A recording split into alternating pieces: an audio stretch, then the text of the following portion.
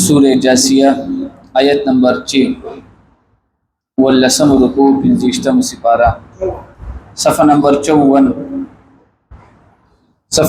54 اعوذ باللہ من الشیطان الرجیم بسم اللہ الرحمن الرحیم تلك آیات اللہ نتلوها علیک بالحق فبأي حديث بعد الله وآياته يؤمنون صدق الله العظيم سورہ جاسیہ آیت نمبر 6 واللسم رکوع 25 سپارہ تتاسل آیات چې سورہ جاسیہ په ابتدا کې ته الله تعالی په قدرت باندې دلایل چې موږ تاسو الله تعالی څنګه پیژنو نو الله تعالی موږ په دې دنیا کې چې کمی نخري آسمان دې زمکه دې په دې کې چې کمی نخري د هغه نخو په ذریعہ باندې موږ الله پیژنو نو الله فرمایي چې د دې خبرو نه پس هم به یو بنده ایمان نه وروړي لکه آسمان کې غور وکړو پزماکه کې غور او فکر وکړو او سپمه او دغه شانتی نور او ستوري وکتل او دغه شانتی پزماکه کې معدنیات نباتات او د معاش اسباب وکتل او دی بیا چې کوم دې په مونږ باندې ایمان نه وروړي دا سړی چې کوم دې گمراه دي او ضد دي پکې په دې کې دا یو خبره دا ذکر کیږي تلك آیات الله نتلوها او دا آیاتونه دي د الله تعالی نتلوها چې تلاوت کومګه د دې علیک نبی علیہ الصلوۃ والسلام پتا باندې بالحق بحق سرا فبأي پس کوما حدیث خبر بعد الله بعد حدیث الله پس د الله تعالی د کلام نه پس او آیاته او د الله تعالی د آیاتونو نه یؤمنون دی ایمان وروړي دلته چې کوم دی په دې آیت نمبر 7 کې او په آیت نمبر 8 کې د دروغجن سړي د هغه د پاره عذاب ذکر شوی دی ویل لكل افاک اسیم ویل دا چې کوم دی په جهنم کې یو خاص ځای دی یو خدا چې دا په جهنم کې یو خاص ځای دی او سونه دروغجن خلق دي نو دا په هغه تزي اور یا دا چې ویلون هلاکت دی د چا د پاره افاکن هر دروغجن سړي د پاره اوس افاکن دا هغه کس ته ویل کیږي چې نمبر 1 دوکا ور کوي افاق دوکا ور کوون کې اور دویم دا حق چې کوم دی بدلی حق بدلی دا ډیره سخت ګوره ګناه ده الله دې ته مونږ تاسو د داسې مولیانو نم کو ساتلی کی بعضی علما په دې کې وجه کم دی شامل وي چې هغه حق ګوره بدلی حق چې کوم دی دا انتهایی کړوا وي دا سختی دا بیانول دا انسان ته سختی نو هغه کې رد او بدل وکي پهلنې چې کوم دی دوکا ور کوون کې اور دویم چې کوم دی حق بدلون کې حق کې رد او بدل کوي نو الله فرمایي چې دا څه شی اسیمن نمبر 1 دا چې دا ګوره ګناګار دی یو سړی حق بدلی را بدلی په دې نیت باندې چې یاره په دې کې عوامو ته اسانی دا او خلق به زما تعریف وکي اور یا دوکا ورکی دی د پاره چې یاره دې کې خلق ته اسانی ده نو اسیمن الله فرمایي چې پهلنې دا شی دی ګناګار دی اور دویم الله فرمایي چې يسمع آیات الله تتلى عليه زموږ آیاتونو باندې پويږي آیات باقاعده اوري قران اوري الله پیجني الله اوري او دا غي باوجود چې کم دی دې څه کوي د تکبر د وجه چې کم دی په حق رد او بدل کوي نو داغه چې کم دی اخروی تخفیف څه شي دی فبشره نو زیر چې کم دی د خوشاله ورکړي کیږي خلک وی کنه وی زیر می دربان دی نو زیر چې کم دی د خوشاله ورکړي کیږي دلته الله تعالی دلته چې کم دی به تور استهزاء پیغمبر خدا ته وی دته زیر ورکا او دس بعذاب الیم د سخت د عذاب چې آخرت کې په جهنم کې دغه دروغجن دوکباس ته حق بدلون کې د پاره څه شي سخت عذاب دی. الله دې موږ تاسو د دې خلکو نه وساتي. ویل تبعیدا لكل افاک د هر دروغجن د پاره اثیم ګناګار د پاره يسمع آیات الله چې اوري آیاتونه د الله تعالی تتلا علیه تلستلی شي په باندې ثم يسر بیا اصرار کوي مستكبرا فتكبر کول سرا کألم يسمع لکه دې هر اورینا فبشره پس نبی صلی الله علیه وسلم دل تزیر ورکا بعذاب الیم د عذاب درناک. واذا علم پدې کې د منافق سړي خبره ذکر کیږي. منافق او د منافق چې کوم دي دوه علامتونه دي. نمبر 1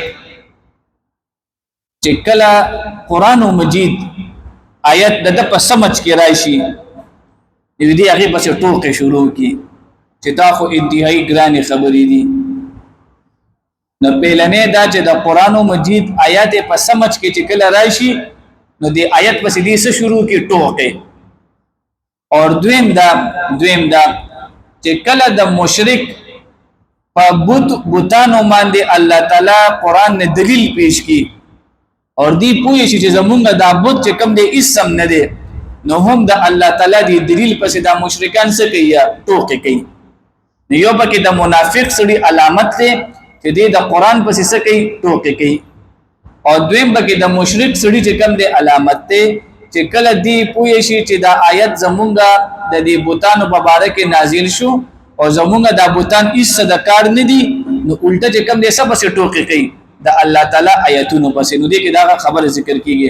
و اذا علم ګوره وتا و اذا علم او هر کله چې دی په شي سو په شي منافق سړي یا کافر سړي من آیاتنا زمونږ د آیاتونو نا شیئا پس شیز باندې اتخذها نو نسی دی د آیاتنا هزوا مسخره زمونږ د آیاتونو پسې دی مسخري کوي. اولئک هم دا خلق دی لهم عذاب مهین چې دوی د پاره عذاب دې سپکون کې من ورائهم د دوی پروان دی جهنم او دوزخ دی. اوس کوم دی د حق مخالفت دا دو قسم خلق کوي. پهلنه قسم هغه خلق دی دنیا پرست خلق دنیا وسره ډیر وی نو دی چې کم دی د حق مخالفت زکه کوي ویره مونږ سره چې کم دی بلا شي مال او دولت دی کومه د حق مخالفت کو نه دادو نه غټه خبره نه ده مال او دولت به مونږ بچ کی نو الله تعالی ولا یغنی عنهم ما کسبوا شیئا پدې خلکو باندې رد وکړو چې ګوره په دنیا کې دنیاداری دا هیڅ شي زم نه دی. او دویم چې کوم دی الله تعالی درې قسم خلکو باندې رد کوي انتهایی خطرناک او زمونږ مسلمان تقم په دې کې مبتلا ده. الله دې موږ تاسو او ساتلی کی. نمبر 1 چې کوم دی نمبر 1 پیر پرست خلق پیر پرست د داسې پیرانو چې کوم دی لاسنیوي کوي چې دی پیر صاحب دې چې کوم دی بالکل د خدای درجه ور کړی دا هغه ته سجدي کوي او د هغه چې کوم دی انتهایی دومره عقیده وسره ساتي چې بالکل د الله تعالی درجه ته رسول دي. دې ته ویل کېږي پیر پرست.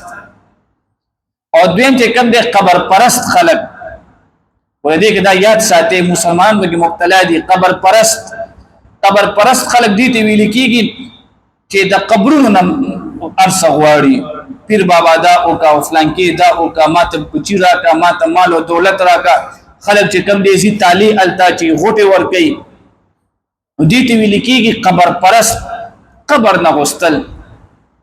او دریم چې کم دي بت پرست نو په دې دریم کې چې کم دي بیا کافران شامل دي چې د خپل بوتانو نه غواړي. نو الله فرمایي چې د حق نه مخالفت دو قسم خلق کوي. نمبر 1 دنیا پرست خلق دی مسلمانان خو په خپل مال او دولت باندې دومره تکبر کوي چې یره وی د مال او دولت بچ کم دی مونږ د ارسنه بچ کی. نو الله وی چې ولا یغنی عنهم ما کسبوا شیئا دې ته به هیڅ فائدہ نه ور کوي. اور دویم چې کوم دی درې هغه خلق دي چې نمبر 1 هغه پیر پرست دي اور دویم چې کوم دی قبر پرست دي او دریم نمبر چې کوم دی څه شي دي بت پرست. دا درې ټکي به یاد ساتو. نو اوس په هر یو سړی ځان ته وګوري چې هلکه زه خو پیر پرست نه یم، هلکه زه خو چې کوم دی قبر پرست نه یم، او هلکه زه خو چې کوم دی الحمدلله بت پرست نه یم. اوس پیر پرست د اهل سنت والجماعت په دې کې طریقه دا ده د داسې پیر نه چې کوم دی لاسنیوي کول چې دا د صوم او صلات پابند دي. صحیح ده؟ اولیاء کرام دي د دې بیا مونږ هم قایل یو په دې کې چې کوم دی بیا باقاعده سلسلې دي بګي. نو دین هغه یو پیر پرست قد نه مستثنا ده چې تا په شرک مبتلا کوي نه، تا د شرک نه وباسي. ډیر علما تاسو وګوره هغه چې کوم دی بیا خپل کسان دي نه وباسي. اور دویم چې کوم دی قبر پرست، نبی علیہ الصلوۃ والسلام فرمایي تاسو قبرونو ته ځئ چې تاسو ته آخرت را یاریږي. دا زمونږه عقیده ده، مونږه قبر ته ځو او قبر ته چې کوم دی مونږه دعام کوو او د مړي ایصال ثواب مونږه قائل یو چې الله پاک مړي ته چې کوم دی زمان نیک عمل رسي. او په دې کې بیا زمونږه عقیده ده چې الحمدلله مونږه چې کوم دی قبر پرست نه یو چې څنګه چې کوم دی دا سړی او دا ولی د الله تعالی رحمت ته محتاج دی، نو داسې چې کوم دی زه هم الله ته محتاج یم، دې سړي ته محتاج نه یم. نو دې ته څه ویل کېږي؟ قبر پرست. نو الله دې موږ تاسو ساتي د دې درې وانو کټګریانو نه. دلته الله سوي ولا یغنی عنهم او پکار برانه شي د دوی ما کسبوا شیئا سچ دی او غټل شیئا حسسهم. تاسو دې بونیر ویډیوګانې وکړلې لکه یو سړی د شپې عرب پتی دی،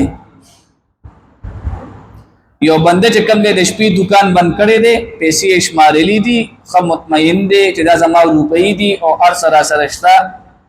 او چې کله په الله پاک چې کوم دی عذاب را وستلو، تاسو وګورئ لکه یو سړی په ژړه کې ذره برابر هم ایمان وی کنه، نو د دنیا د انسان ژړه توریږي کنه، هغه په سبا محتاج دی چې به ما ته صرف اوبر راکې. ګوره د شپې هغه ارس برابر کړ، هغه سیل شوی دی، هغه وکړو چې زما سحر دومره دنیاداری وشوله، دنیا مې وشوله، پیسې سنبالې کې خودلې. او چې کله سحر شولو نو غریب چې کم دی دې ته محتاج شو چې به هیڅ نه دی پکار، یو ګلاس اوبه راته صرف راوړې. یو سړی دې ته محتاج شو چې به هیڅ نه دی پکار، او زما خزه به حجاب پرته د ماته لکفن تنظیم وکړي. نو ګوره ولا یغنی عنهم ما کسبوا شیئا. ګوره دنیا چې کم دی کنه دې باندې به انسان غرور تکبر نه کوي. الله تعالی چې د انسان اخري سکندونه کې بس بیا ارسه بدل کړی و. نو دا الله تعالی موږ ته کوم دی یو ریمایندر ګورې راکې. دا یو ریمایندر دی صرف د بونیر خلکو د پاره نه، د سواد خلکو نه، د ټول اهل اسلام د پاره چې ګوره دنیا چې کوم دی دا ګوره هیڅ شي زم نه دی. اور دویم الله فرمای ولا متخذوا او نه هغه چې دوی ونیول من دون الله سوا د الله تعالی نه اولیاء دوستان. نو دوست الله پکار دی، دوست چې کم دی پیر نه دی او قبر چې کم دی ستا دوست نه دی، بلکې دوست څوک دی؟ الله تعالی. ولهم اور دوی لپاره عذاب عظیم، لوی عذاب دی. نو عذاب عظیم وی هغه یو عذاب چې انسان ته نکړه کوي، الله بوله داسې عذاب ورکړي دي خلکو ته. هذا هدن وسته خدای د هدایت لار کوي. ته دنیا پسې ځي او که پیر پرستی او دغه شانته که خبر پرستی، وی دا ګوره د هدایت لاري نه دي. هدایت څه شي دی؟ هاذا هدن، دا هدایت دی. قران ته الله اشاره کوي، وی قران څه شي دی؟ هدایت. الحمدلله سبحان الله. او بیا الله فرمای والذین کفروا بآیات ربهم، او کم خلق چې منکران دي د خپل طرف د آیاتونو نه، لهم عذاب دی د پاره عذاب دی من رجز علیم د درناک عذاب نه. واخر دعوانا الحمدلله.